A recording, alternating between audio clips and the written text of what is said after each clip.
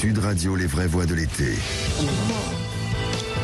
Et les vraies voix qui sont déjà en train de débattre de cette question angoissante. Est-ce qu'il va falloir refermer les bars? C'est la menace à peine voilée du ministre de la Santé, Olivier Véran. Justement, alors on pourrait en parler avec un air goguenard, mais le sujet ne l'est pas du tout, justement, parce qu'on parle quand même de la flambée de nouveaux cas de coronavirus. Et un certain nombre de ces nouveaux cas sont des cas plutôt jeunes, moins de 44 ans. Alors est-ce qu'il va falloir contenir la progression de l'épidémie en fermant les bars? En tout cas, c'est la question qu'on se pose avec nos deux invités qu'on accueille tout de suite. Thierry Fontaine, bonsoir. Bonsoir. Vous êtes le président de l'UMI, l'Union des métiers et de l'industrie de l'hôtellerie, pour la branche des activités de nuit. Ça regroupe les boîtes de nuit, celles qui n'ont malheureusement pour elles toujours pas le droit de rouvrir et qui sont dans une situation absolument dramatique. Ça regroupe aussi les bars, notamment, qui sont en activité la nuit et qui sont dans une situation difficile et qui risquent de l'être davantage encore si jamais il faut les refermer. Vous êtes vous-même 4 établissements, c'est du côté de Lyon. On est également avec notre autre invité, Jean-Paul Ortiz. Bonsoir à vous. Bonsoir. Bienvenue sur Sud Radio. Vous êtes le président de la Confédération des syndicats médicaux français. La question qu'on se pose ce soir, on va refaire un point sur les réseaux sociaux tout de suite avec Clément Barguin. Faut-il fermer, oui ou non, refermer plutôt les bars? Eh bien, sur les réseaux sociaux, vous êtes majoritaire à répondre non à 68%. Il ne faut pas fermer les bars. Avec un certain nombre de commentaires qu'on verra d'ailleurs dans quelques instants. Tout de suite. Sud Radio, les vraies voix. Le débat est ouvert.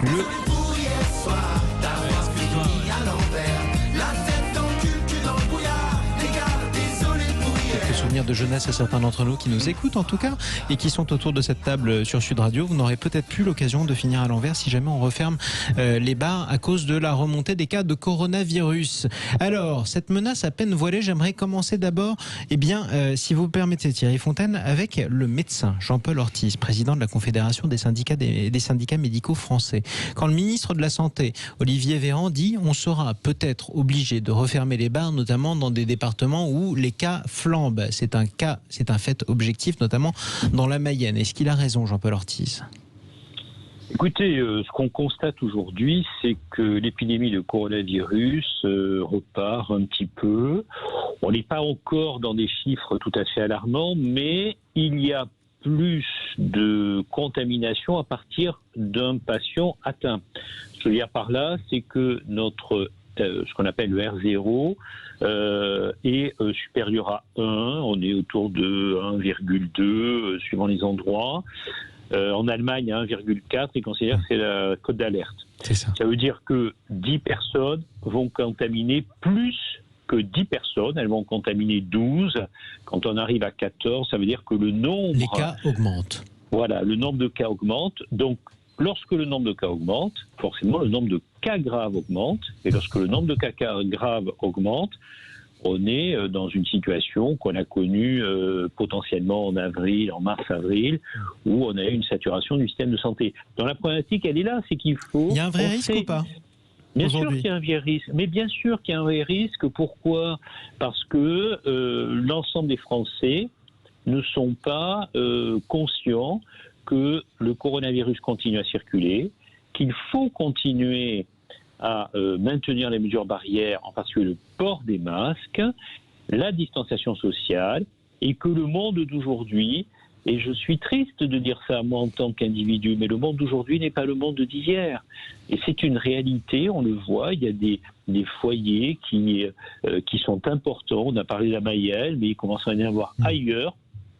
Donc il faut être extrêmement prudent, surtout en été. En été, on est en vacances, on retrouve de la famille qu'on n'a pas vue depuis longtemps, on a envie de se détendre, on a envie d'oublier. Et c'est normal, tout le monde réagit comme ça. Malheureusement, cette année, cet été, ces vacances, c'est pas celle de l'an dernier. Non, effectivement. Est-ce que vous avez peur, Thierry Fontaine, de faire les frais de ce monde d'aujourd'hui, comme le disait justement Jean-Paul Ortiz?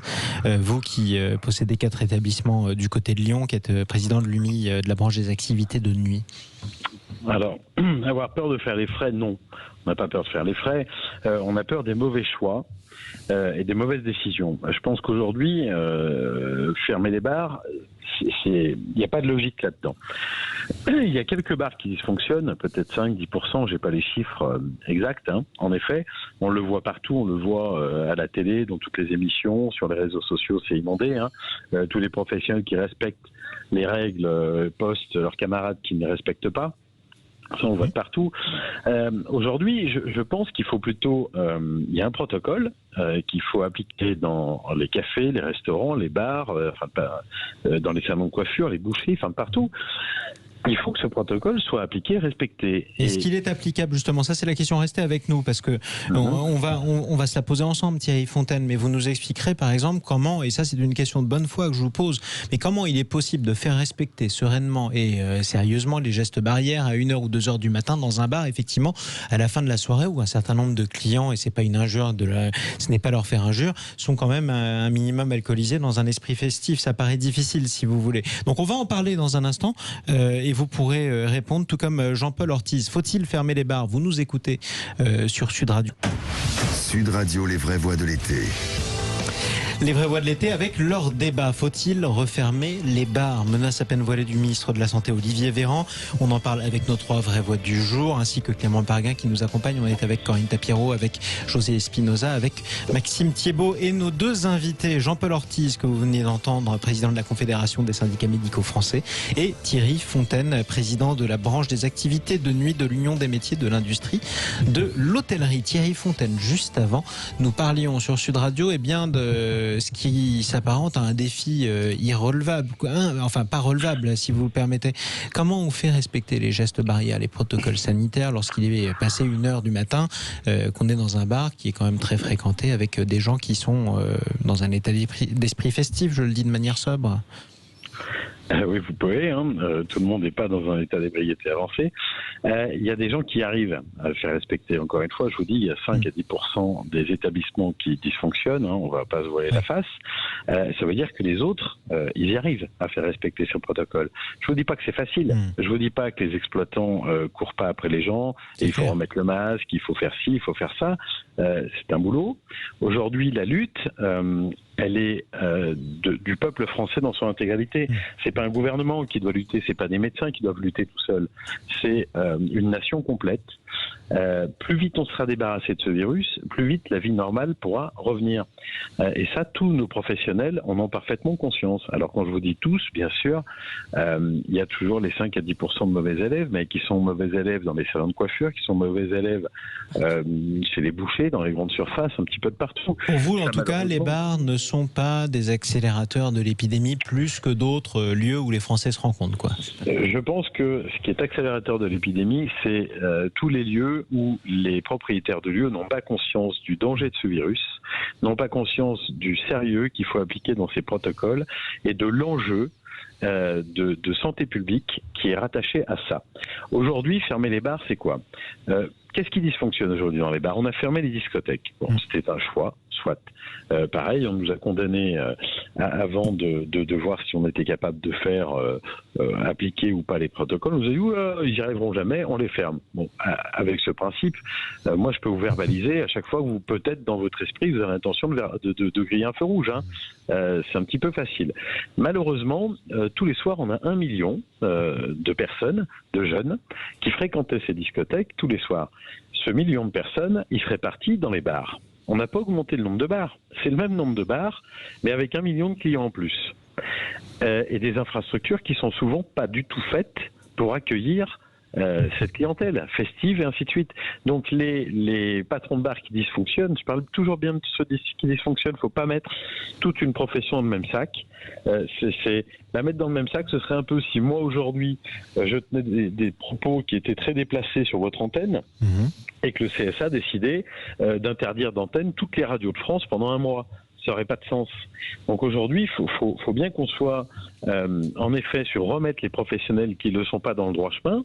Je pense que l'État a un arsenal juridique qui est largement suffisant s'ils ont envie de s'occuper de ces cas. Donc il faut le faire, en effet. Alors d'abord on passe, on leur dit là monsieur, je vous mets un avertissement parce que ce que je vois, c'est pas tolérable. Et puis après, s'il faut aller aux fermetures, qu'est-ce que vous voulez que je dise? Le professionnel sait les risques qu'il court. S'il a envie quand même de dysfonctionner... de toute façon, il a une licence, effectivement. Donc, en tout cas, il doit effectivement prendre un certain nombre de mesures. Question rapide avant de donner la parole à nos trois vraies voix. Question rapide à Jean-Paul Ortiz, président de la Confédération des syndicats médicaux français. Comment on explique ce que relève le ministre de la Santé, Olivier Véran, c'est-à-dire une surreprésentation des jeunes dans les nouveaux cas par rapport à la première vague? Ça vient d'où? Écoutez, moi j'entends ce que dit M. Fontaine. Il y a des choses que je peux partager quand il dit que la nation tout entière doit lutter contre ce coronavirus et ses diffusions. Néanmoins, aujourd'hui, les gestes barrières, c'est quoi? C'est la distanciation sociale, 1 mètre, 1,50 m entre chaque individu. 2, le port du masque. C'est l'un et l'autre. En particulier lorsqu'on est dans un lieu public. Bon. Il aura du mal à m'expliquer que lorsqu'on est dans un bar, on va respecter 1 mètre à 1,50 m entre 2 individus et qu'on va porter un masque parce qu'on est là pour boire un coup. Donc forcément, le masque, on l'enlève. Et je comprends son agacement, mais je ne vois pas comment on peut arriver à faire autrement que se poser clairement la question à partir du moment où ça repart, surtout dans les zones où on a un R0 qui augmente. Prenons des exemples étrangers. Qu'est-ce qui se passe en Catalogne et qu'est-ce qui s'est passé? Ils ont ouvert d'abord les terrasses, puis ils ont amplifié l'ouverture des terrasses, ils ont ouvert les intérieurs des établissements, y compris, c'est intéressant cet exemple, je suis à Perpignan, donc je connais bien, y compris les bars de nuit et les boîtes. Ils se sont rendus compte qu'effectivement, il y avait une forte diffusion des cas chez les jeunes. Et actuellement, ils font machine arrière et ils referment les établissements de nuit et ils referment tous les bars à partir de minuit. Aujourd'hui, on a une augmentation du nombre de cas chez les jeunes. Pourquoi? Parce qu'ils font beaucoup moins attention. Ce qu'encore une fois, socialement, je peux expliquer, mais médicalement, je ne peux pas l'accepter. Et on sait bien que ces jeunes, ils vont transmettre le coronavirus à leurs ascendants et on va avoir de nouveau des populations plus âgés qui vont développer des cas graves. Et je voudrais ajouter une dernière chose. Les jeunes, malheureusement, aussi font des cas graves dans une moindre proportion, c'est vrai, mais malheureusement, il y a aussi des jeunes patients atteints de coronavirus qui le paient très cher avec des tableaux extrêmement sévères, voire un taux de décès qui est relativement beaucoup plus bas que chez les patients plus âgés, mais qui est non négligeable. En tout cas. Et oui, il faut y penser à ça. Corinne Si je peux me permettre de rebondir en un mot, une seconde là-dessus, oui. Je suis d'accord avec vous, docteur. Mais aujourd'hui, il ne faut pas comparer l'Espagne, qui a ouvert ses bars de nuit et ses boîtes sans aucun protocole. On est d'accord. Ils ont ouvert comme si de rien n'était, comme avant. Et en effet, patatras, pas ce qui se passe. Donc aujourd'hui, ils font machine arrière. C'est pas tout à fait vrai ce que vous dites. Hein. C'est pas tout à fait vrai. J'ai vu les protocoles. Oui. Ouais, en Espagne, vous sortez sans un masque aujourd'hui. À un moment donné, c'était 600 €. Maintenant, c'est 135 €. Le masque est obligatoire dans les rues. J'ai bien dit dans les rues. Je suis d'accord, docteur. Sauf que moi, ce que j'ai vu dans les boîtes de nuit, c'est des patrons d'établissement qui étaient décomplexés et qui, en effet, j'avais du mal à croire que c'était l'après-coronavirus que je voyais. Moi, ce que je voyais, c'était pas de protocole. Nous, ce qu'on a fait, on a demandé des protocoles. Quand vous parlez de masques dans nos établissements, le masque peut se retirer que quand on est assis et quand on consomme.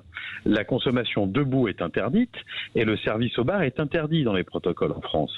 C'est aujourd'hui, encore une fois, ce qui se passe, c'est que des professionnels ne respectent pas ces protocoles, servent au bar, la consommation se fait debout sans masque, et il y a un brassage de clientèle qui en effet se contamine.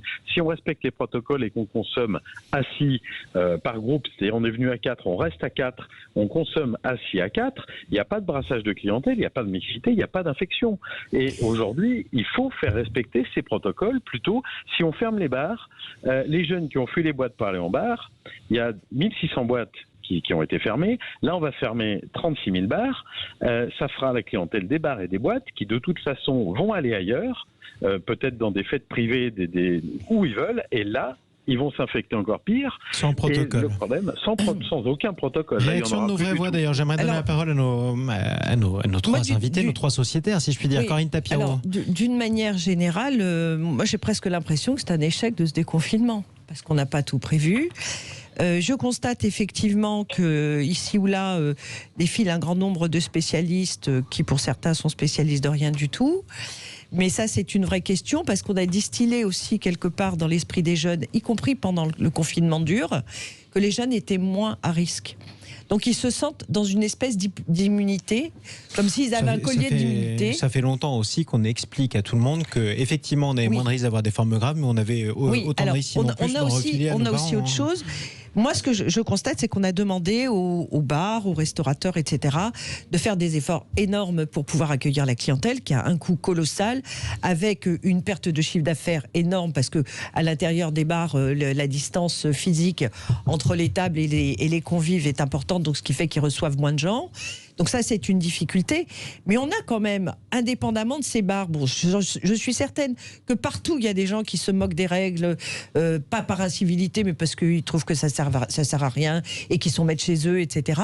Mais on a quand même tous ces espaces, ces lieux de plein air, où on voit déferler des milliers de personnes, je pense. Alors je sais que moi, je suis parisienne, donc j'en parle, je suis désolée pour tous ceux qui sont d'ailleurs, mais sur les quais de Seine, tous les soirs, c'est des milliers de personnes qui sont assis, qui rentrent effectivement parce qu'il y a une espèce de petite surveillance, mais ils sont assis côte à côte, il n'y a pas de masque. Vous aurez à peu le près masque la même tombe, ils chose, sont collés, enfin, Place partout, Saint-Pierre, place Saint-Pierre, enfin, un peu de partout à dans Toulouse, toutes les villes. à Bordeaux, vous aurez le parc. Voilà, j'ai vu les mêmes images de la place de la Comédie, donc il y a une vraie problématique. Soit on reconfine tout le monde, soit on ne pourra jamais continuer à cibler des gens qu'on met en grande difficulté. À notre oiseau de nuit des vraies voix, Maxime Thiebaud. Il y a un vieil adage politique et juridique qu'on apprend aux étudiants en première année. Oui. C'est que la force sans le droit est injuste et le droit sans la force est inopérant. Oui. Bon. La réalité aujourd'hui, c'est qu'on a très beaux protocoles, mais ils ne sont pas appliqués. Vous prenez, moi je suis allé dans le sud il n'y a pas si longtemps. Vous allez dans des bars, vous êtes collés les uns les autres. Vous allez à Paris, c'est pareil, vous êtes collés les uns les autres et vous n'avez quasiment aucun contrôle. Pourquoi ? Pour deux raisons. Le premier, c'est que l'État refuse de mettre en place de réels contrôles et que même pendant le confinement, il a défendu une logique de communication et non pas de contrôle. Il faut savoir que par exemple, dans les commissariats de police et les gendarmeries, avant d'avoir des consignes strictes sur le respect du confinement, ils ont attendu de nombreux temps. Semaine, oui. Autre exemple, lorsqu'on était en plein confinement, on n'a pas mobilisé, par exemple, la garde nationale, on n'a pas mobilisé les gendarmes pour aller contrôler à ce que le confinement ait lieu. Et aujourd'hui, on ne contrôle pas les établissements. Donc, je vous rejoins complètement, moi, sur les boîtes de nuit. Je suis pour leur ouverture à partir du moment où on leur impose un contrôle, un protocole. Elles ne le respectent pas, elles sont sanctionnées. Elles le respectent, tant mieux. Le problème aujourd'hui, c'est que c'est pas le cas. Et on a un gouvernement, en fait, qui nous fait du Gainsbourg, quoi. C'est je vais et je viens. On comprend rien du tout. Il a commencé par nous dire que il fallait pas porter le masque. Maintenant, il faut porter le masque. Enfin, moi, je suis peut-être idiot, mais quand on confine les gens, c'est pour éviter qu'ils soient malades. Bon, quand on les déconfine, on sait très bien que si la maladie continue de circuler, ils vont retomber malades. Oui. Et derrière, eh ben, on a mis en place des protocoles qu'on ne fait pas respecter. Et maintenant, on vient se plaindre, on vient dire, on va peut-être réfléchir à reconfiner les gens, mais on ne peut pas le dire parce que les gens ne vont pas accepter. On va les obliger à porter le masque, alors qu'on leur a dit que le masque ne servait à rien pendant de nombreuses semaines. Moi, je suis désolé, c'est quand même un vrai casse-tête. Tout ça. Castex. Et ça nous fait penser à un Premier ministre qui était pourtant le grand responsable du déconfinement. Et Jean Castex était le monsieur du confinement, effectivement. On est mal, hein. Spinoza. Mais je partage à peu près ce qui vient d'être dit, c'est-à-dire il y a des incohérences depuis le début dans le confinement, vous rouvririez dans le déconfinement, et je pense que malheureusement le gouvernement est incohérent de A à Z. Mélenchon sera au pouvoir, est-ce qu'il faudrait, vous l'appelleriez à rouvrir les boîtes de nuit, par exemple? Moi, je ne sais pas si Mélenchon sera au pouvoir ou pas, c'est pas le problème. Est-ce que vous aimeriez que le gouvernement rouvre les boîtes de nuit? Le problème est qu'il faut ce secteur-là, qui est un secteur économique comme d'autres, il faut qu'ils vivent. Et donc, soit on les aide, on ferme, mais on aide, mais alors il faut y mettre C'est ce qu'on fait aux boîtes de nuit en ce moment. Oh, non, pas vraiment. On est loin de ça. On est loin de l'aide. Très loin. La fermeture, on y est quand même. Oui, les fermetures, mais pas les loyers, les mais doigts. on aide plus. Mais toutes les autres entreprises ont eu une aide formidable. Il y a eu des milliards, des dizaines de milliards qui ont été sortis. Et là, je crois qu'on est devant cette contradiction, c'est-à-dire le gouvernement ne veut pas mettre les moyens, ou il ne peut pas peut-être, mais en tous les cas, les moyens ne sont pas mis, et donc on aura cette incohérence qui va durer. Et si on ferme les bars et on ferme les boîtes de nuit, on va avoir un secteur important de la société qui va s'effondrer aussi. En plus de tous ceux qui sont menacés, Voilà. Effectivement. Thierry Fontaine, président de la branche des activités de nuit de l'Union des métiers de l'industrie de l'hôtellerie.